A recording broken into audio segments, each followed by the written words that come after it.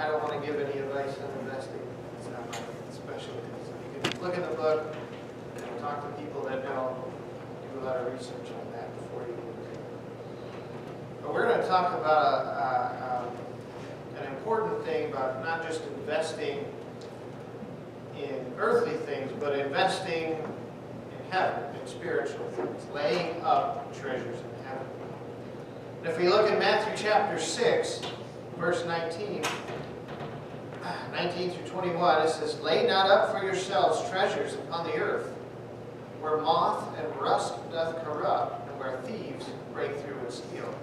But lay up for yourselves treasures in heaven, where neither moth nor rust doth corrupt, and where thieves do not break through nor steal. For where your treasure is, there will your heart be also." We're going to be talking about treasure, what it is, and how to invest in things that are pitfalls of treasures as well. So this is something that is a very personal and individual decision. It'll be different for everyone. Something that's a treasure to one person is not to another. The word treasure is found in its different forms 97 times in the King James Bible. And in the Bible, it is very positive about investing. Jesus himself taught several parables about investing. There's things in Proverbs, different places about investing. But it takes an entirely different view about laying up treasures. The Bible commands us to not lay up for ourselves treasures on the earth. We saw that in verse 19. It says, "Lay not up for yourselves treasures upon the earth." It's a biblical command. We're not supposed to lay up treasures here on earth. We're supposed to lay them up in heaven and send them off into eternity.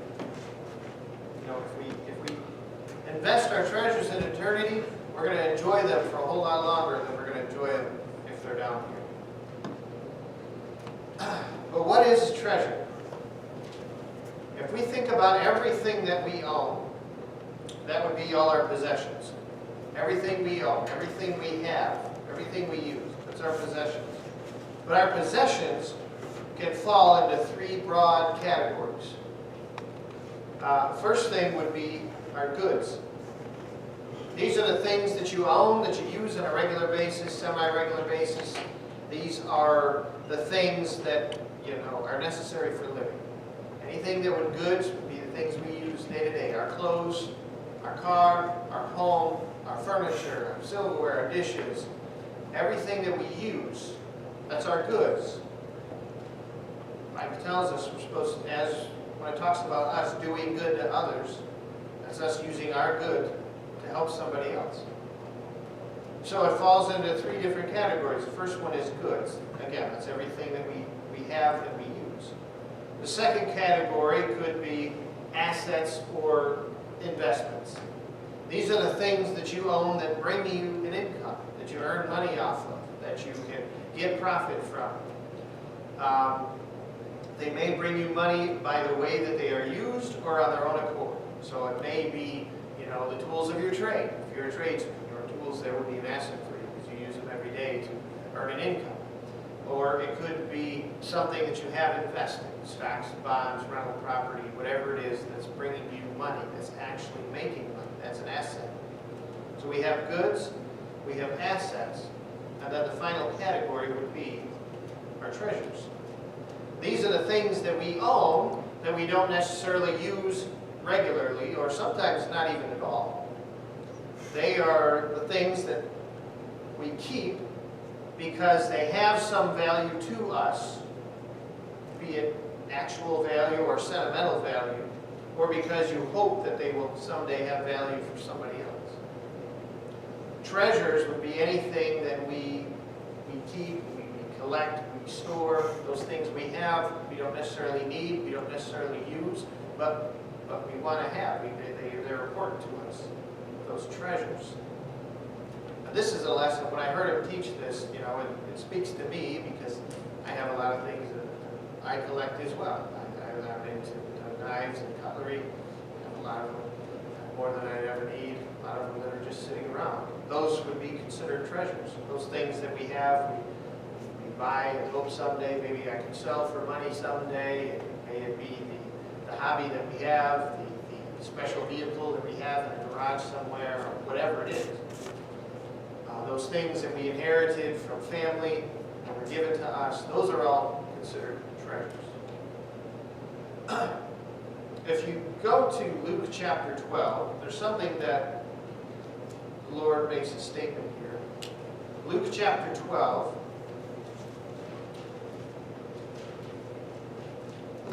verses 33 through 34.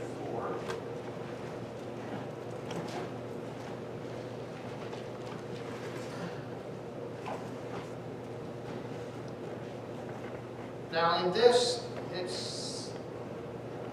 his teaching here is almost parallel to the Sermon on the Mount. There's a lot of similar teachings here that he's going through. He's talking about possessions and things and prayer and different things that he mentioned in the Sermon on the Mount. If we go down, let's go back up to 31.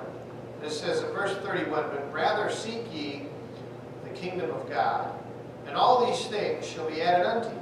Fear not, little flock, for it is your Father's good pleasure to give you the kingdom."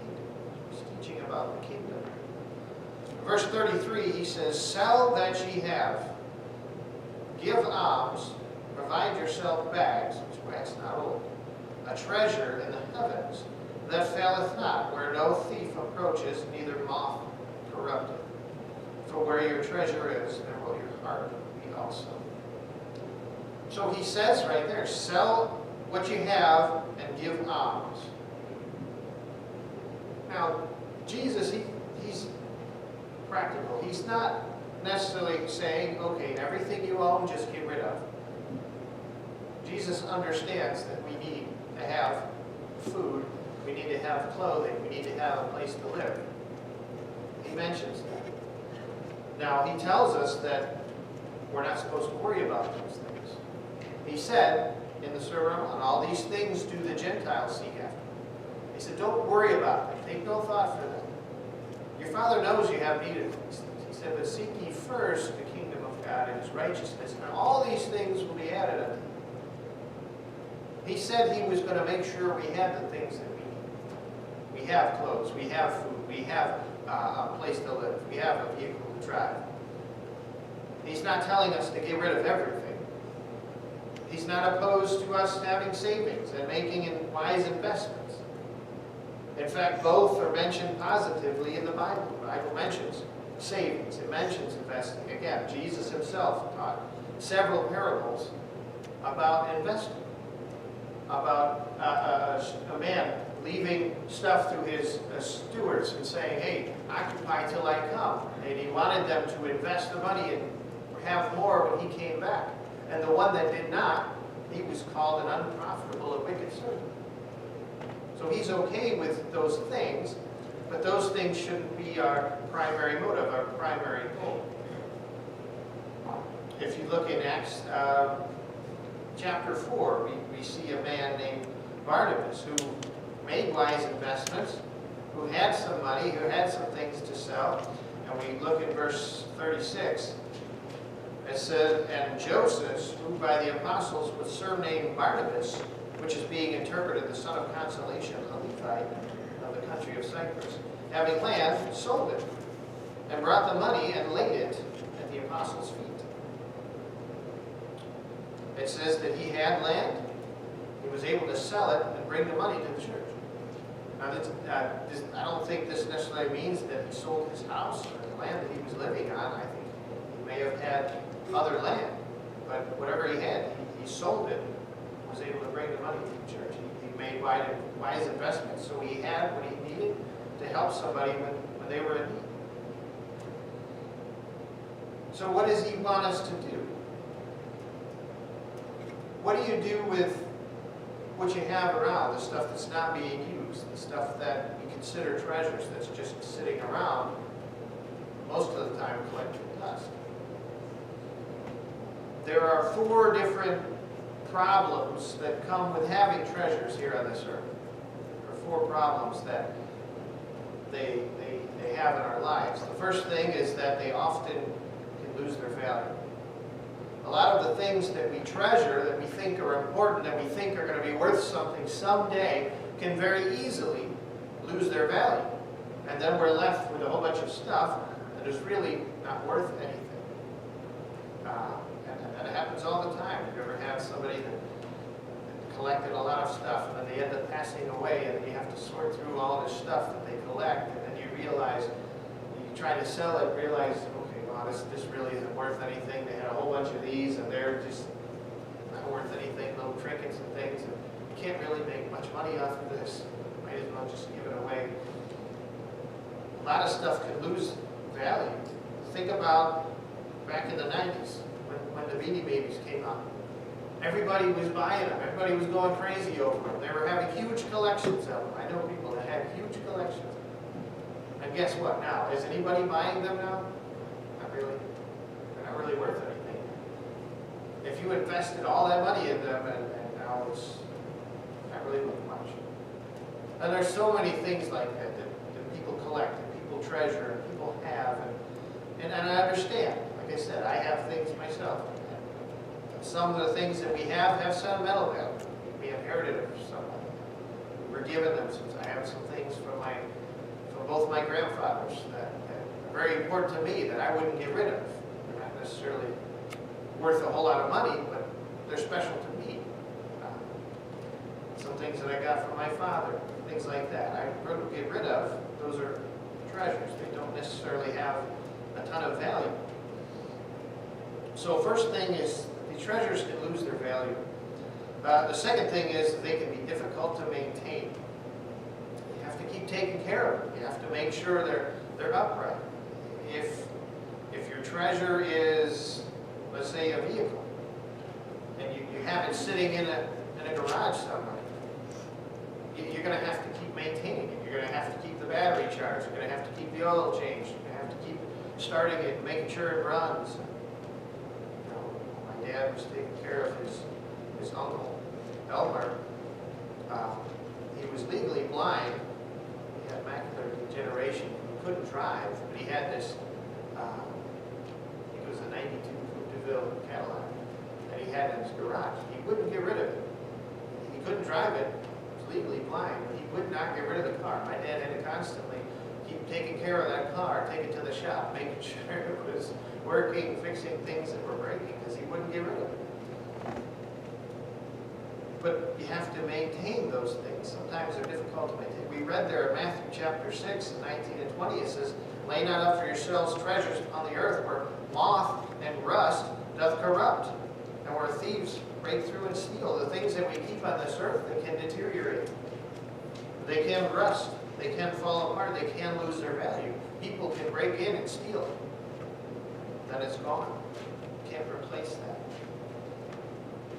Just think about the Schindlers losing their house. Everything in their house is gone. If they had anything of value, if anything that was sentimental value, whatever it is, they can't replace that. The stuff is gone. And that's what can happen to our treasures here on this earth. So first, they often lose their value. Secondly, they're difficult to maintain. Thirdly, they can steal your heart. Those things that we have that we consider treasures, those are the things that we love. Those are the things that we think about. Those are the things that we daydream about. Those are the things that we cherish, we treasure, we put very high priority on. We don't want anybody to touch. We don't want anything to happen to that. They can steal your heart. Jesus himself said in verse 24 of Matthew chapter 6, "No man can serve two masters, for either you will hate the one and love the other, or else you will hold to the one and despise the other. You cannot serve God and man." That's what he's talking. Your heart can't be divided. If we're commanded to love God with all of our heart, with all of our soul, with all of our strength, with all of our mind, with everything that's in us, then we can't have something else that's stealing our heart. It takes us away from fully loving him, fulfilling that commandment. So they often can lose their value. They are difficult to maintain. They can steal your heart. And lastly, they never fully satisfied. If you look at Proverbs 27:20, Proverbs 27, verse 20, it says, hell and destruction are never full, so the eyes of man are never satisfied. And Solomon was somebody that could speak to that. Because if you go read Ecclesiastes, he can tell you what happens at the end of your life to a man that had everything he ever wanted. Vanity and vanity, all is vanity, it's vexation, frustration of spirit. Never satisfied, no matter what he could get. He said, literally, he said, if anything I wanted, if he saw a woman that he liked, he wanted her, he got her. 700 wives, 300 concubines. Whatever woman he saw he wanted, he got. He says whatever he wanted to build, he built all sorts of buildings. He bought all sorts of things. He had animals, he had servants, whatever. But he was never satisfied. So these earthly treasures that we have, it's not necessarily wrong to have them. I'm not saying it's a sin or whatever, but they can steal our hearts. They can keep us away from God. And a lot of times we have stuff that we're never going to use. It's just sitting around. It's just collecting dust. And we think, oh, well, maybe one day I'll sell it, or one day I'll do something with it. But these treasures are what he's talking about. When he says, lay not up for yourselves treasures upon the earth, lay up for yourselves treasures in heaven. Now, they can be sold. The money can be used to buy other goods, buy other things that you would need. It can also be used to make investments or to earn capital on. But I believe what Jesus is teaching is that we should take these treasures and use that money to invest in eternity, to invest in the work of the Lord, to help out missionaries, to help out churches, to do things that need to get done for the work of God. Take that money, put it into the ministry so it results in souls being saved. And then you have treasures laid up in eternity that you can enjoy for a whole lot longer than you could down here. And again, this is a very personal and individual decision. Everyone has to look at things that they have, and everyone has to consider. I was sitting in his class, and Brother Bushy was teaching this lesson. He said he taught this lesson at a church where Brother Tom Williams was. If anybody knows Tom Williams, he was the Christian cowboy, one that had the prayer ministry. Did so much. He was there in the service, and he said he walked up to him after one of the services and told him, you know, I heard you teach that lesson. And he said, I have this, he had a, I can't remember exactly what it was, but he had this special edition commemorative lever action rifle that somebody had given him. It was worth a lot of money, but he had it sitting in a safe in his house. And he said, I went home and I took that out of my safe and I sold it. I gave the money to missions. That was his decision. That's what he did. And I'm sure right now he's probably happy he did, because he's standing up there with our Savior right now. That rifle didn't do him any good now that he's passed on. Was it doing him any good just sitting in a safe, just holding on to it for collector value? And it's a tough decision to make, because these things really do have our hearts. And it's difficult for us to say, you know what, really don't need that, really never going to use it, but I could sell it for this. I believe that's what God is teaching. He says, lay not up for yourselves treasures upon the earth. So those things that you think are so important, those things that you store up and you lay up, he said, eventually they're just going to fall apart, they're going to decay, they're going to go the way of all the earth. Like you said, I still remember working for Scott Blue when I was growing up. He took me to a junkyard and showed me a car in the junkyard that was his, that he had put a lot of money into when he was younger. He said, you see that car right there? He said, that one, that car right there was mine. I think it was a 77 Buick station wagon he had souped up for outings. Found that his exact car sitting in a junkyard, rotting.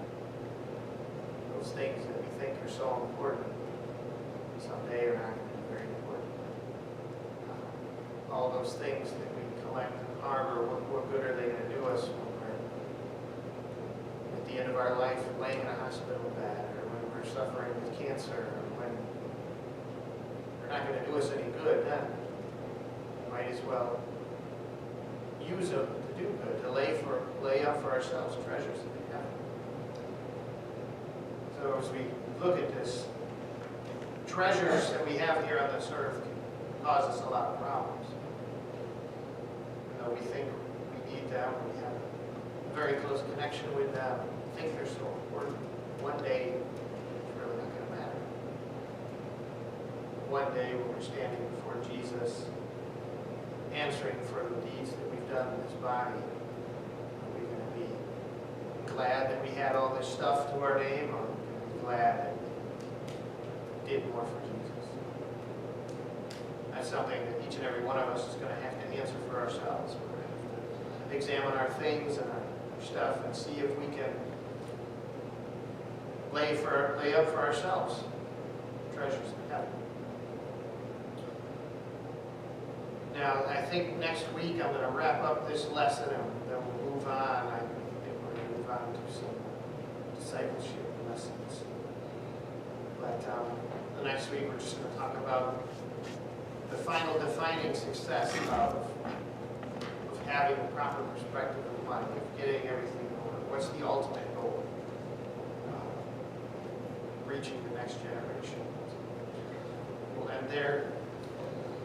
Lord, thank you for this day. Thank you for the blessings that you've given us. Thank you for your love, your mercy, your salvation. Thank you that we live in an America, a country where we can have treasures, where we can have things laid up here on this earth. We don't necessarily need, but we just want to have. Not everybody even has that privilege. But I pray that we think about eternity. What's going to matter then? What would be the ultimate best use of our time, our talents, our treasures, families, everything? What would make the biggest impact for eternity? Help us to choose that.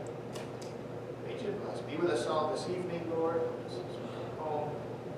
Bless the service this Sunday. I pray that we would have many people here who hear the gospel for the first time, would receive the gospel.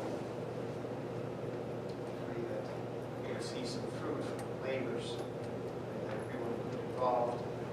Bring somebody, or see you work